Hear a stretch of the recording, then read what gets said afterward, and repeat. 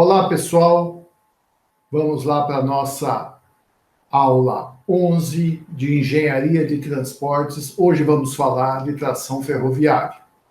Esforços de tração, aderência, cálculo de lotação rebocada, determinação das resistências de tração. Vamos falar da potência da locomotiva, rendimento e determinação da velocidade de equilíbrio. Esta aula é uma aula teórica que está baseada na apostila de Estradas 2 Ferrovias do professor Clésio Gerson Pinheiro, da Escola de Engenharia da Universidade Mackenzie. A locomotiva, ela é a força propulsora, ela vai exercer um esforço e vai tracionar um trem. Uma parcela desta força de propulsão da locomotiva é gasta com sua própria resistência, a resistência própria da locomotiva. Como assim? Nós sabemos que a força útil é a força total aplicada pela locomotiva no sentido longitudinal, menos a sua resistência da locomotiva e função do seu peso. Para eu ter a força de tração, eu preciso ter um coeficiente chamado coeficiente de aderência. Este coeficiente de aderência, segundo Curtis e Knifler, eles adotam esta fórmula.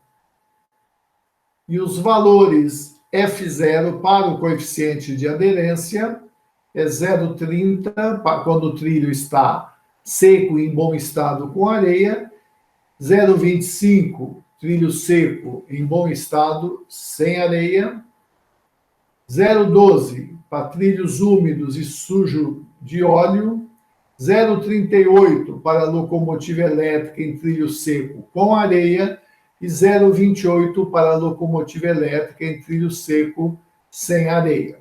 Como é que eu faço o cálculo de uma lotação rebocada? Imaginem vocês que você tem a locomotiva e a força útil da locomotiva é dado por esta fórmula, que nós já vimos, e eu tenho a resistência. Eu tenho os pesos dos vagões, para N vagões, e eu tenho as resistências de cada vagão. A gente sempre trabalha dentro da resistência unitária do vagão com valor médio. Então, eu posso ter que a força útil, sendo igual à resistência, eu vou conseguir estar na iminência do movimento. Dos pesos de todos os vagões, eu posso chamar de L. Então, se eu substituir na equação, a força útil vai ser a resistência dos vagões multiplicado pela lotação. Se eu substituir a força útil pela força tratora da locomotiva menos a sua resistência, eu posso igualar e desenvolvendo eu vou ter essa equação que relaciona a força tratora, o peso total aderente da locomotiva, a resistência específica da locomotiva, dividido pela resistência específica do vagão. As unidades aqui, o L vai me dar em tonelada, a lotação total. Se eu tenho a lotação total e o peso médio do veículo, lotação mais a tara, dado em toneladas, eu posso calcular o número total de vagões. Vamos falar agora das resistências de tração. Nós podemos dividir as resistências de tração em duas. As resistências normais, que vão sempre acontecer, e as resistências ocasionais. Vamos destrinchar cada uma dessas. Esta é a fórmula geral. A resistência que eu tenho, total ao movimento, é a soma das resistências normais e das resistências ocasionais. Como o próprio nome diz, resistência normal é a soma da resistência ao rolamento e da resistência aerodinâmica da locomotiva e dos vagões. Nas resistências ocasionais, eu tenho aqui a resistência devido à rampa, só vai acontecer quando eu tiver trechos inclinados. A resistência de curva só vai acontecer quando o comboio faz uma curva. E temos a resistência de inércia, que vai acontecer quando eu tenho um movimento uniformemente acelerado ou um movimento uniformemente retardado. Ou seja, quando eu tenho que dar uma potência para passar de uma determinada velocidade que o trem está para uma velocidade maior, eu tenho a resistência de inércia. Ou quando eu tenho que desacelerar esse comboio. Vamos falar primeiro da resistência de rolamento. Ela foi estudada e esta fórmula apresentada é a fórmula de Davis. Ele se baseou em ensaios realizados em 1910 por Schmidt e em 1937 por Tuchel, tá? Na Ilion Central Railroad nos Estados Unidos. E esse é o modelo que nós temos da resistência ao rolamento. São 3 coeficientes, C1, C2, C3, a velocidade e essa relação que nós vamos analisar. Então, aqui está a equação geral de Davis. Eu tenho a resistência ao rolamento, é uma constante cujo valor é 0,65. Uma segunda constante, C2, 13,15. Uma constante C3, que vai aqui. Ela vai variar entre 0,014 para vagões de carga ou 0,00932 para vagões de passageiros e para locomotiva. X é o número de eixos da locomotiva ou do vagão. G é o peso da locomotiva ou do vagão dado em toneladas. E a velocidade de operação é dada em quilômetros por hora. Importante, eu trabalho com várias unidades, com coeficientes que já vão transformar isso, e o resultado vai sair em quilos por tonelada, ou seja, eu vou determinar a resistência de rolamento em quilos por tonelada. Não podemos... Então, temos que tomar cuidado, como eu disse agora, com as unidades. A outra resistência é a resistência aerodinâmica, que ela é dada em função de um coeficiente aerodinâmico que vai variar conforme essa tabela, com esses valores, em função do que eu tenho. Se eu estiver trabalhando com uma locomotiva comum, eu vou trabalhar com 0,00452. Eu tenho que ter a velocidade de operação, o número de eixos do veículo e o peso por eixo dado em toneladas. Então, se a gente pegar o número de eixos e o peso por eixo, esse denominador vai ser o peso total da locomotiva ou do vagão. O engenheiro Davis, após esses ensaios, por volta de 1926, ele propôs uma tabela somando a resistência ao rolamento e a resistência aerodinâmica para 2 casos específicos. O primeiro, tomem cuidado, já está somando a resistência ao rolamento e a resistência aerodinâmica quando a carga por eixo for maior do que 4,5 toneladas, 4.500 quilos, que é o que a gente mais vai utilizar. Então, Se eu tenho uma locomotiva, eu vou utilizar a fórmula 10 aqui, V10. Se eu tenho um vagão, eu vou utilizar esta fórmula. Então, esse primeiro trecho é a resistência. Então, aqui, ó, eu tenho a resistência ao rolamento, e essa segunda parte da fórmula me dá a resistência aerodinâmica. Então, a fórmula que ele usa já soma tudo. E a segunda parte, a segunda tabela, é quando nós temos a carga por eixo menor do que 4,5 toneladas. Vamos fazer um exemplo básico. Vamos pensar que a resistência é a resistência normal de um vagão de carga padrão. Esse vagão, ele tem 4 eixos. Tem uma massa bruta de 100 toneladas. Tem uma área frontal de 8 metros quadrados. E que se move a uma velocidade de 70 km por hora. Então, se eu procurar naquela tabela, eu vou achar a fórmula V11, porque é um vagão de carga padrão. E a equação é essa daqui.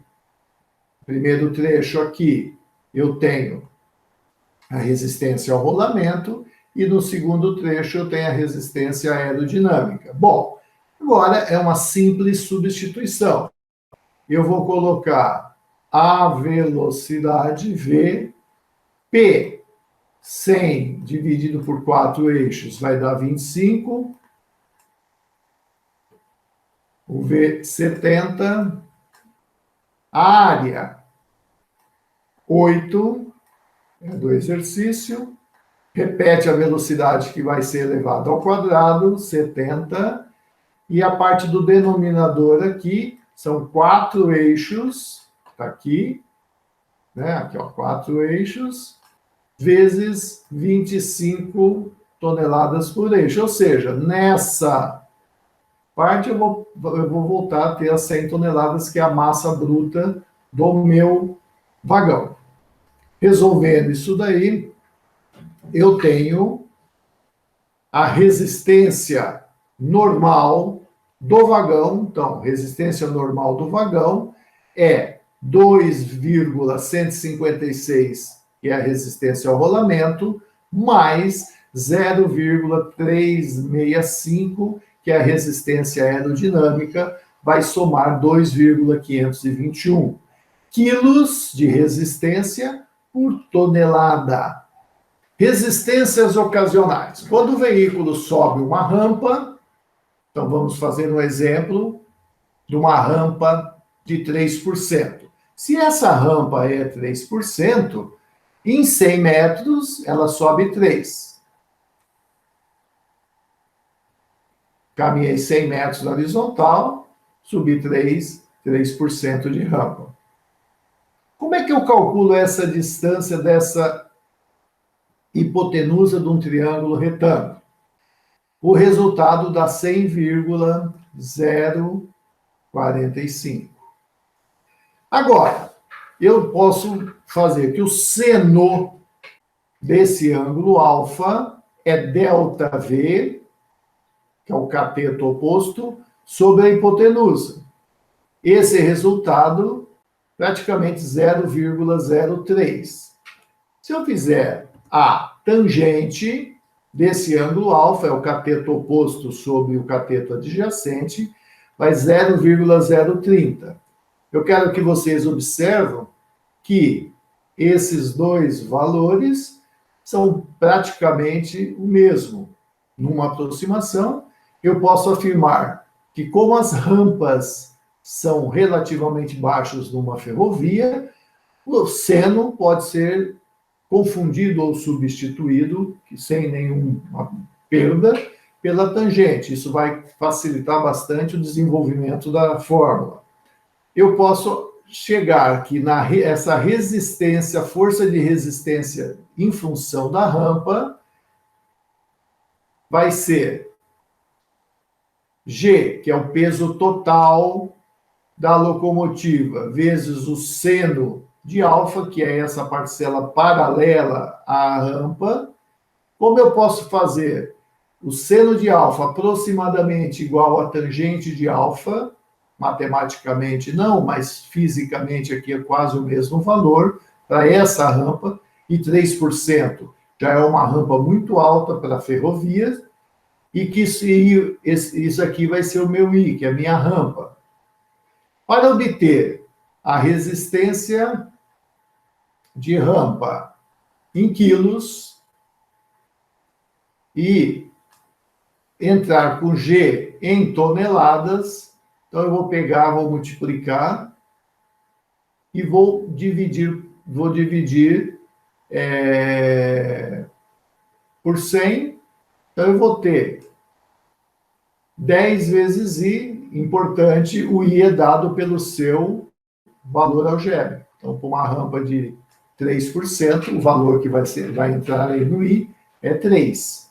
Porque multiplicar por 1.000 e dividir por 100, vai sobrar o 10 aqui. Então, podemos afirmar que a resistência de rampa é dada por esta fórmula G 10 vezes I. Uma outra resistência ocasional é a resistência de curva. Nesse caso, eu tenho vários autores que colocam para a gente a sua fórmula. A primeira fórmula, a resistência de curva é dado por 500 que multiplica B dividido por R, onde o B é a bitola da via em metros, R é o raio da curva em metros. Essa divisão multiplicada por 500 vai me dar a resistência da curva em quilos por tonelada. Outros autores propõem 800 menos 0,4 do raio da curva, dividido pelo raio da curva menos 40. A Pennsylvania Railroad trabalha com esta equação, onde a resistência da curva em quilos por tonelada é 0,60 de 1.146, dividido pelo raio da sua curva em metros. Temos ainda a fórmula de Steverson. Steverson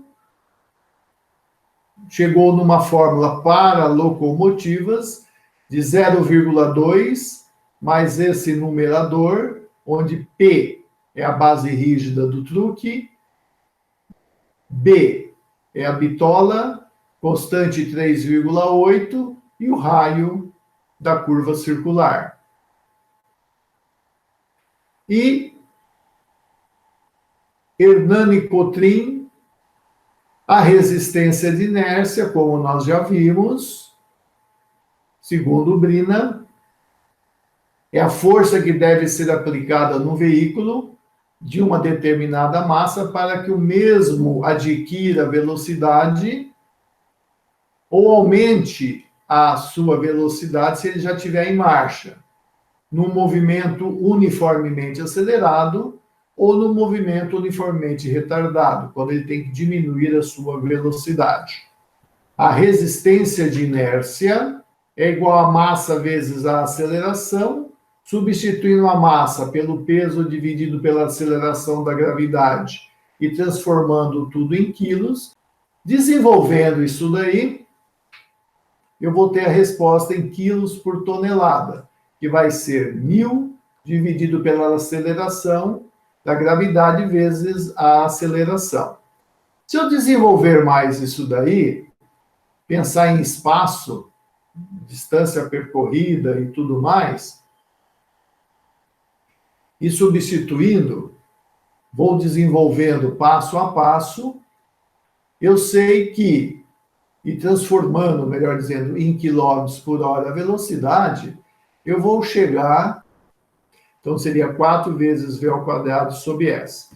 Agora, se o meu movimento é uniformemente acelerado ou uniformemente retardado, eu faço esse desenvolvimento mostrado aqui, o trabalho. Primeiro trecho, energia cinética final, aqui é a energia cinética inicial. Então, essa daqui é quando eu estou numa determinada velocidade e preciso acelerar o meu trem.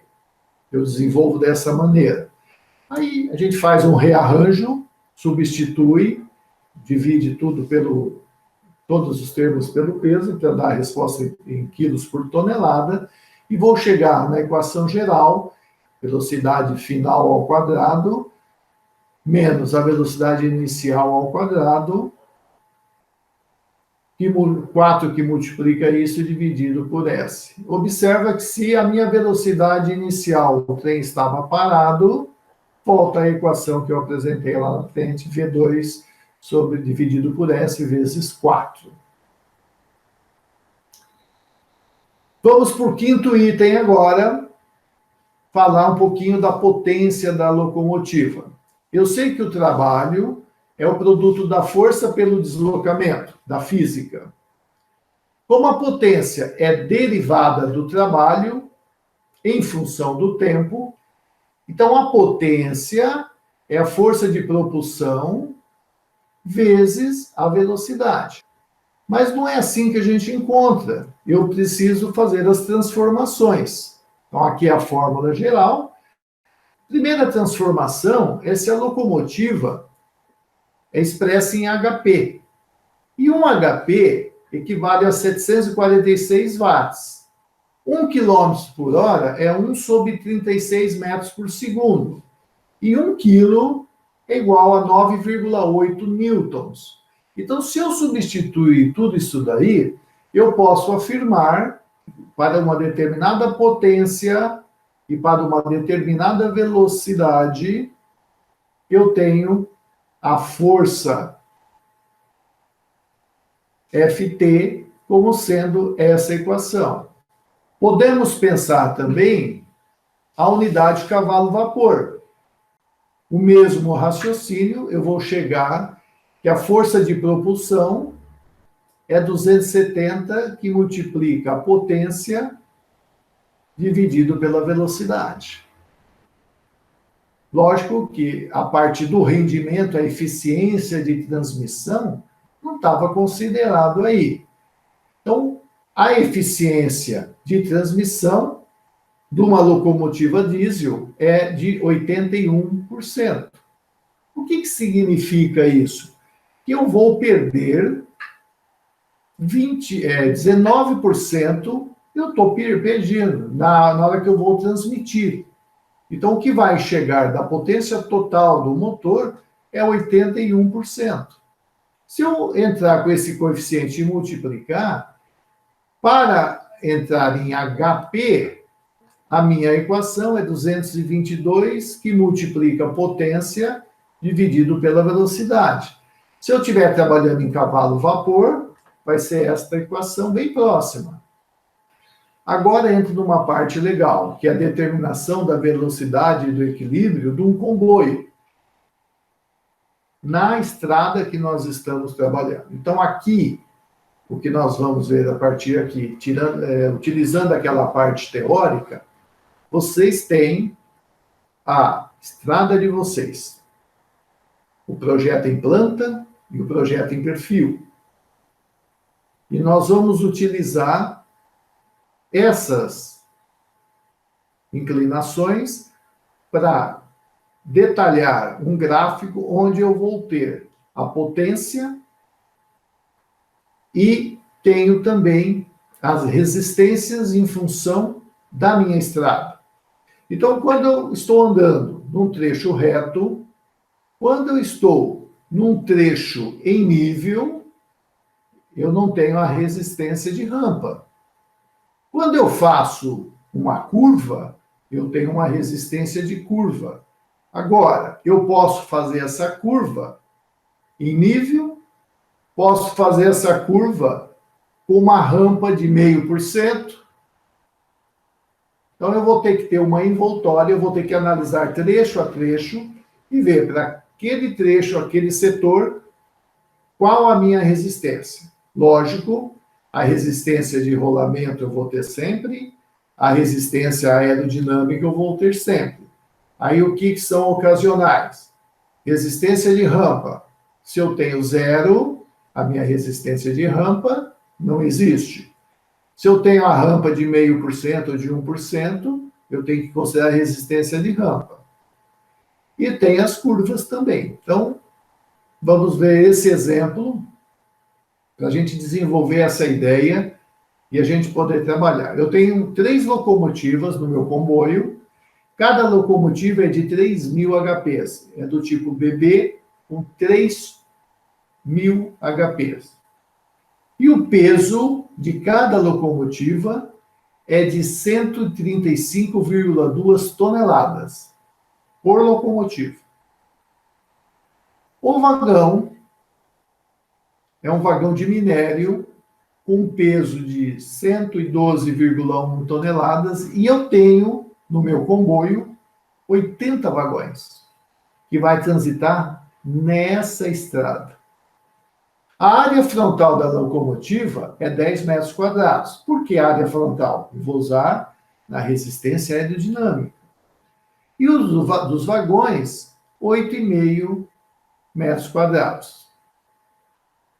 Aqui há uma informação. Tanto os vagões como a locomotiva têm 4 eixos. Para simplificar nesse caso, ele está admitindo que a resistência de curva, está aqui indicado a resistência de curva, seja nula, devido a um dispositivo de lubrificação. É uma simplificação. No trabalho vocês não vão poder fazer isso. E que o limite de velocidade seja de 70 km por hora. Pode-se calcular, nesse caso, qual é a velocidade de equilíbrio para cada trecho. Que trecho? 0%, 0,5% e 1%. Na ida, se for a volta, 0,5%, só porque aqui eu estou praticamente descendo em nível.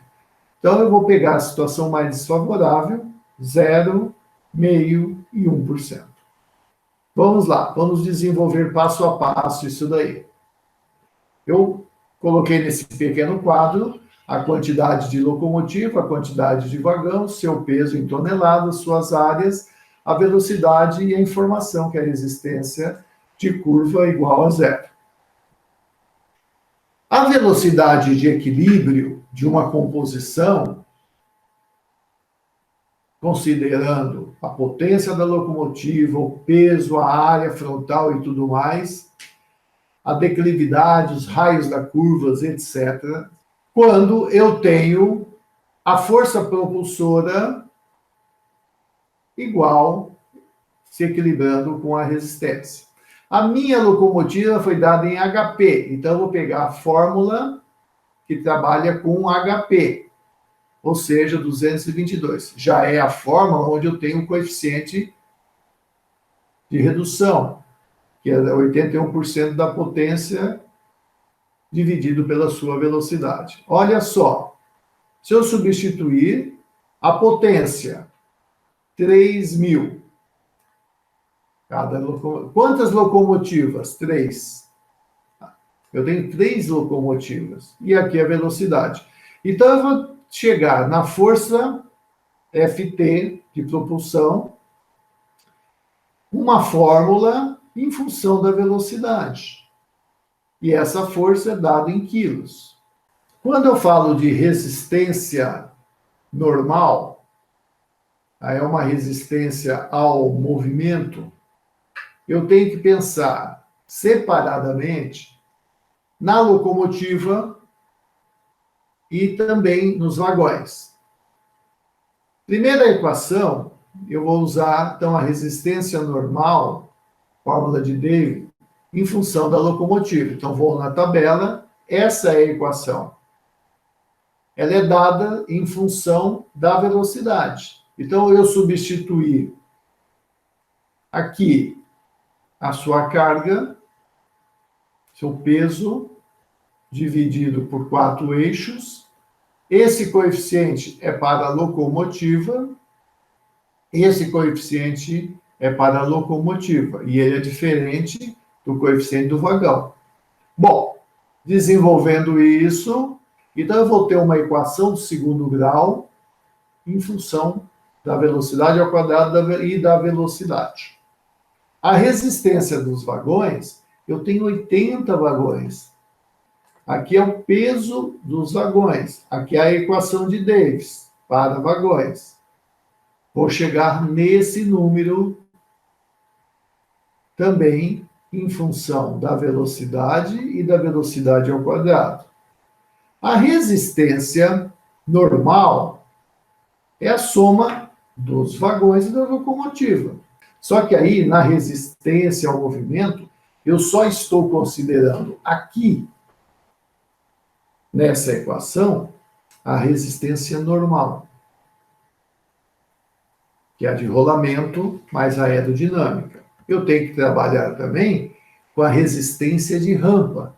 A resistência de rampa é dado por número de locomotivas 3.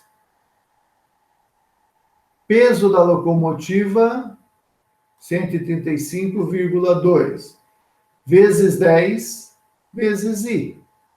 Olha, gente, eu vou deixar em função de I. Se o I for zero, não tem resistência de rampa. Se for meio, assim por diante.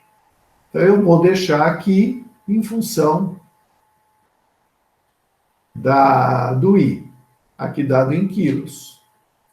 A resistência de rampa dos vagões, eu vou pegar 80 vagões, o peso de cada um também vai ficar em função de I. Então, a hora que eu somar isso daqui, eu vou ter 93.736 que multiplica I, e a resistência em quilos. Seguindo o meu raciocínio, a resistência de curva foi desprezada, então, da equação geral, eu tenho a resistência normal, que é a soma da resistência ao rolamento mais a aerodinâmica, e aqui são as ocasionais, que eu estou considerando para esse exemplo apenas a resistência de rampa. Então, a minha equação, ela vai ser dada por essa somatória. A minha resistência total é um número que multiplica a rampa mais um número puro mais um valor que multiplica a velocidade mais um valor que multiplica a velocidade ao quadrado. A força total e a resistência. Então, a força tratora total, líquida, e a resistência. Se eu igualar isso, eu tenho a eminência do movimento. Então, eu vou pegar isso, igualar isso daqui, eu vou pegar, multiplicar tanto o termo da direita e da esquerda por V. Aqui eu tenho 0,77 de V ao cubo, 129,33 de V ao quadrado. Essa somatória vezes V tem que ser igual a 1.998.000. Olha, gente, para resolver isso daqui, eu vou substituir primeiro a rampa. Para a rampa igual a zero, para a rampa igual a meio e para a rampa igual a 1%. Mas o que eu quero mostrar para vocês é resolver um sistema, uma equação do terceiro grau. Aqui eu tenho essa curva em azul que me dá a força tratora em função da velocidade. Então, se você pegar a velocidade em quilômetros por hora e substituir, lembra que o nosso limite é até aqui, 70. Então, eu vou substituir, mas aqui eu fiz a curva total até 120. Sim, é uma equação muito simples, basta eu dividir. Quando isso daqui tende a zero, a minha velocidade tende a zero, a minha força vai tender ao infinito, então não tem muito sentido. Eu limito uma velocidade de 15 no mínimo para poder trabalhar com isso. E vou substituindo e achando. Então, você pode fazer isso no Excel facilmente, utilizando isso daqui. E é isso que eu quero. No seu trabalho, você pegar a sua locomotiva e montar essa curva. E aqui eu tenho as diversas resistências dado para meio, para 0 e para 1%. O trabalho de vocês, não tenho meio, eu tenho 0,28. Vai trabalhar com 0,28, vai criar curva para cada rampa. Tem 5 curvas aqui, trabalhe com as 5 curvas. As 5 rampas diferentes, e você vai fazer no sentido direita para esquerda, esquerda para direita, envoltória com todos os valores. Mas o que eu quero mostrar para você? Nós temos que achar a velocidade de equilíbrio. E o que é a velocidade de equilíbrio? Se eu pegar esse ponto, o encontro da força com a resistência para a rampa igual a 0, porque se eu substituir o I igual a 0 aqui, eu vou ter uma equação da resistência independente da velocidade. Eu tenho uma curva da equação de uma parábola. Bom, voltando. Se eu substituir aqui, o que acontece fisicamente? A minha curva de F cruzou com a minha curva de resistência. Então, aqui, nesse ponto, vocês concordam que eu tenho a mesma resistência e a mesma força? Então, qual é a velocidade de equilíbrio? Essa daqui, eu tenho 78 km por hora e uma força de 25 vezes 10 a terceira quilos. Se eu tenho uma rampa de 0,5%, eu vou ter uma velocidade de equilíbrio de 38 para uma força de 62 vezes 10 a terceira.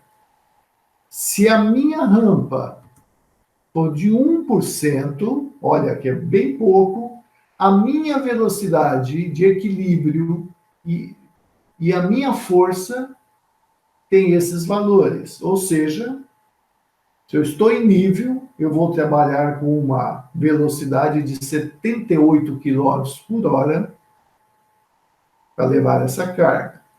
A partir do momento que a minha rampa passou para 0,5%, a minha velocidade de equilíbrio é 38 graus para uma força de 65 vezes 10 a terceira.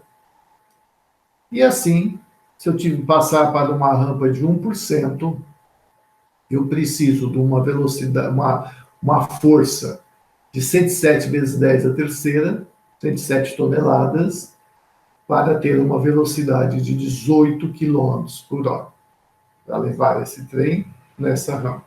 Observa como a mudança de rampa dificulta a minha carga, diminui bastante a minha velocidade. Essa é a parte teórica. Nós vamos resolver um exercício na nossa live e vocês vão utilizar isso depois no desenvolvimento do trabalho. Por enquanto é só. Obrigado, um abraço e bons estudos.